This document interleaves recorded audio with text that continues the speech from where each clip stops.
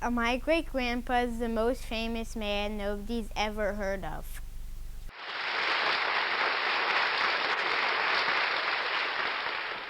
Now, we're not going to identify this contestant panel because to identify him would be to tip off his secret. We will call him simply Dr. X. Now, Doctor, if you will whisper your secret to me, we will show it at the same time to the folks out there.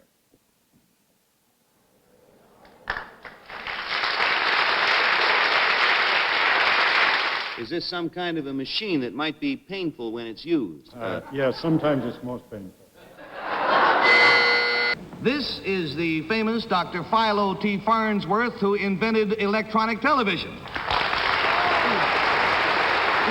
Sir, how old were you when you invented television, or the first television machine as we know it today, first television system? I was 14.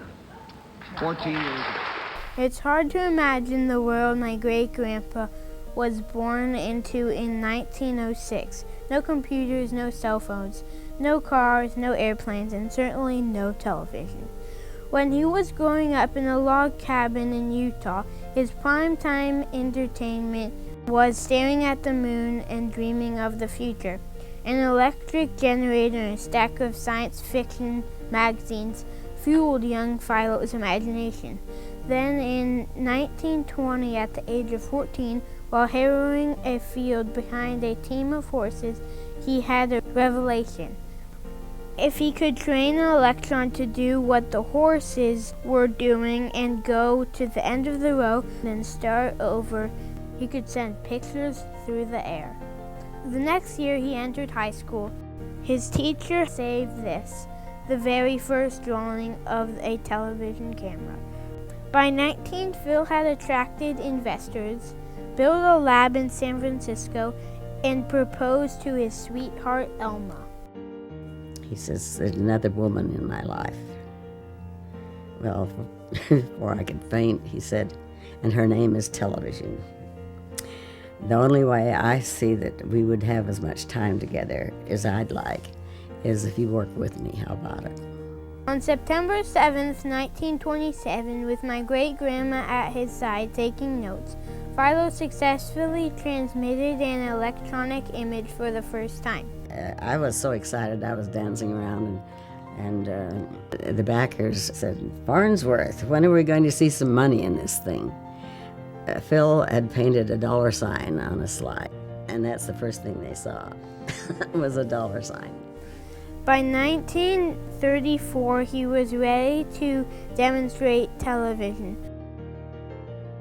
Although his screen was only about a foot in diameter, the crowds refused to leave. We didn't realize how hard it was to keep live pictures going on television yet. We had everything from trained dogs and bears, ventriloquists and puppet shows. And there was one clear night and a full moon, and Phil turned it on the moon, and that got more of a response from the public than anything. The headline was the moon sits for its first portrait. Take a picture of the moon above in May or June, then you can make a love morning, night or noon by the light of the same moon. Take a picture of the moon on high when it... Popular Science presents a backstage preview of television, the newest miracle of modern electrical engineering. Technicians in the Farnsworth Philadelphia laboratories have helped to make television, the dazzling dream of the decade, a practical reality today. Mr. Philo T. Farnsworth, shown at the right, is working on the image dissector tube, a photoelectric camera tube of his own invention that distinguishes his system of television from others. It is said to be responsible for the most clearly defined television pictures. Placed in the circuit of this receiving system is a funnel-shaped cathode tube. The round, flat surface of its bulb becomes the picture screen in studio monitor sets, as well as in home receiving sets. The image dissector tube and the cathode oscillite tube are the heart and brain of the Farnsworth system. Television engineers are now adjusting studio equipment to demonstrate the technical routine of broadcasting a television program.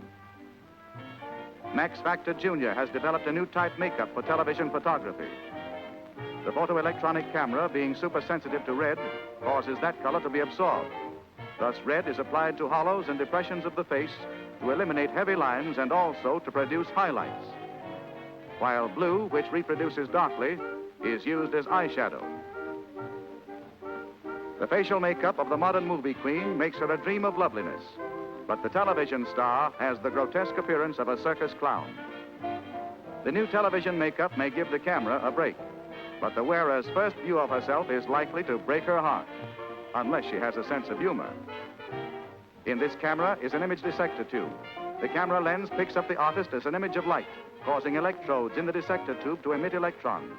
Passing through station equipment, the electrons become radio impulses to be broadcast and picked up by receiving sets where the routine is reversed.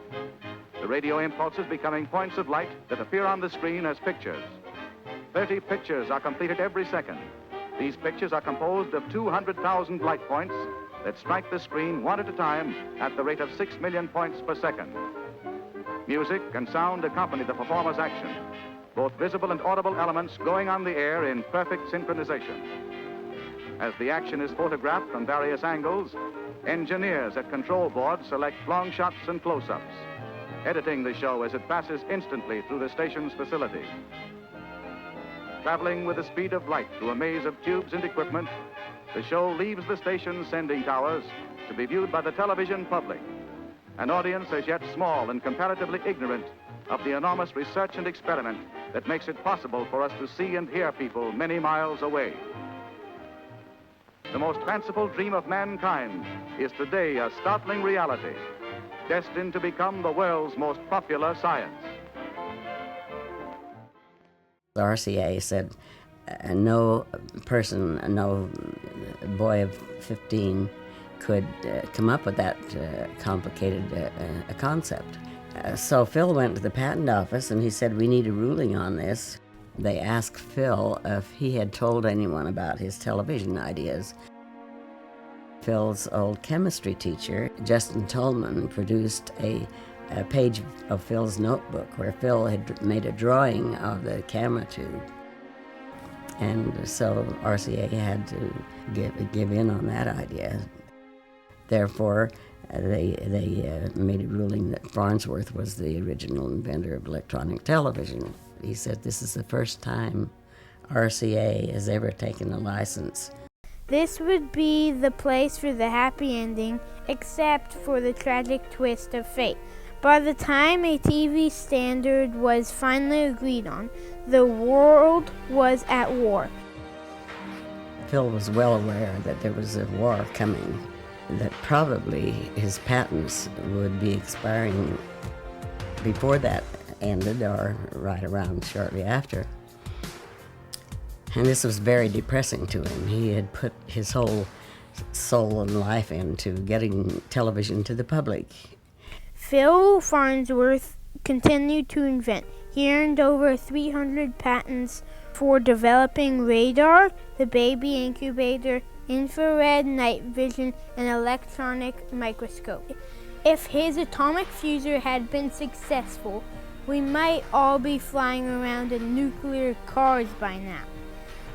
He should be a household name, but despite the cartoon Futurama, he's not.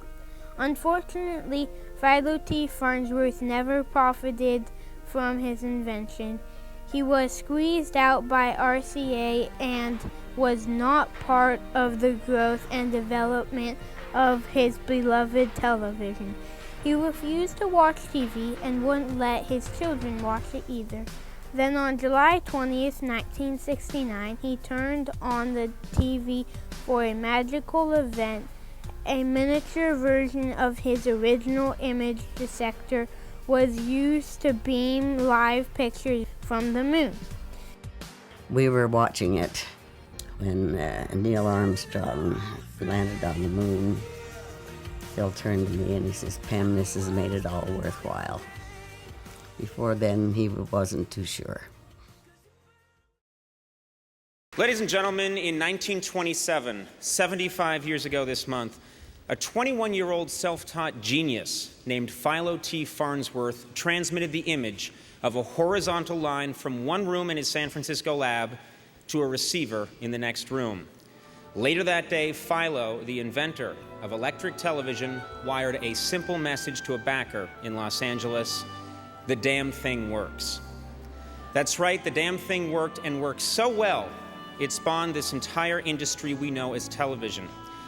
For the better part of the 20th century, this remarkable man went unheralded and unrecognized. But tonight we shine the spotlight on him and give him his long overdue recognition. And the widow of Philo T. Farnsworth, who worked by his side in the laboratory and was the first woman ever seen on television, Elma Pem Farnsworth.